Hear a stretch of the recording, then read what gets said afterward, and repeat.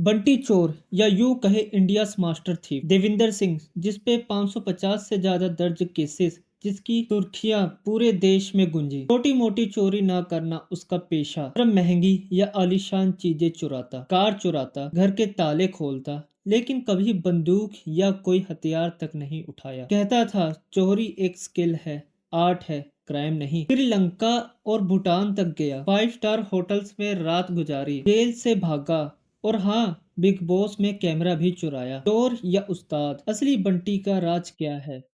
आज हम देखेंगे बंटी के सारे सीक्रेट्स, डेयरिंग हिस्ट्स और जेल से भागने का किस्सा। तो चलिए शुरू करते हैं। एक लड़का जो पंजाब से सुपर थीफ बन गया। देविंदर सिंह जन्म 1972 में जलंधर मध्यम वर्गीय घर में हुआ, लेकिन स्कूल में पढ़ाई से ज्यादा शैतानी, इतना कि एक्सपेल कर दिया गया। कुछ चीजें सोचने को मजबूर करती हैं, जैसे देविंदर के दिल में चोरी का जुनून कैसे जाग गया। ओए ओए सॉन्ग से इंस्पायर होकर उसने अपना निकनेम रखा बंटी, और बस गेम ऑन। 1990s में बंटी ने चोरी को कला बना दिया।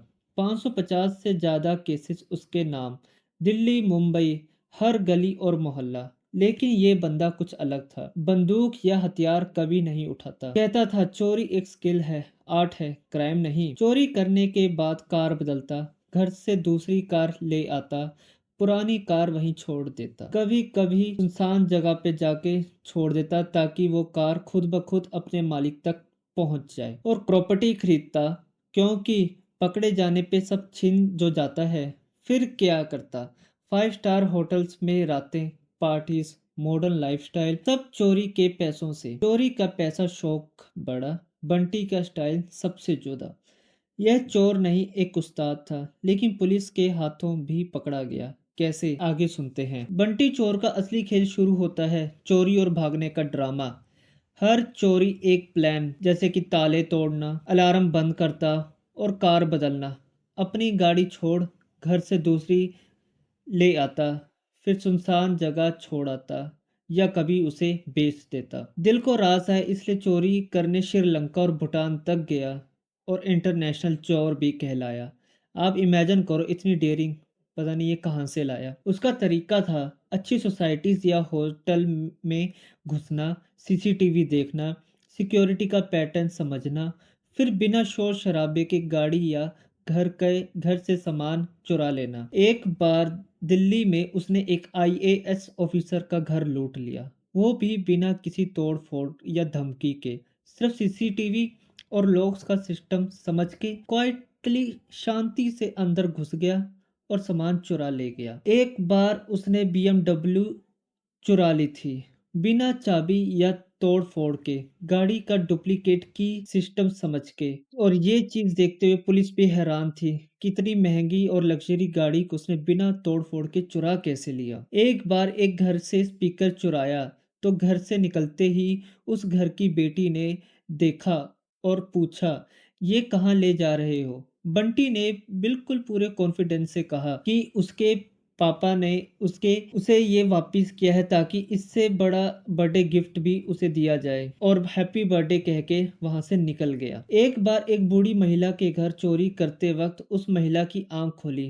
बंटी ने बिल्कुल कैजुअली कहा, गुड मॉर्निंग, आप कैसी हैं? थोड़ा और आराम कर लीजिए। और जब उस महिला को कुछ समझ आता, इतने में बंटी फिर फरार। बंटी का मानना था कि उसको चोरी ऐसे करनी चाहिए जैसे वो उसका रोज की दिनचर्या हो, बिल्कुल कैजुअली, शांति से। पुलिस के हाथ भी आया, लेकिन हर बार चकमा देकर भाग निकला।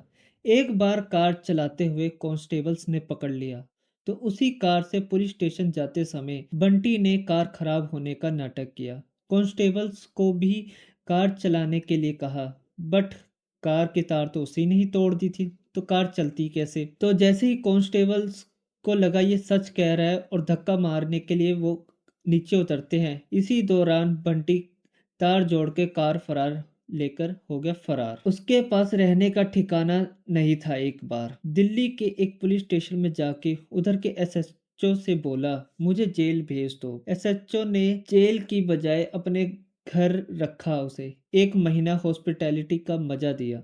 बंटी ने कहा, अब डिटेक्टिव बनूंगा। तो एसएचओ को भी गर्व होने लगा कि 1 महीने से तो इसने कुछ गलत काम तक नहीं किया और अब डिटेक्टिव बनने के बारे में सोच रहा है। लगता है बंटी सुधर गया है। पर डिटेक्टिव कहाँ? बिग बॉस से न्योता आया तो बिग बॉस में चला गया।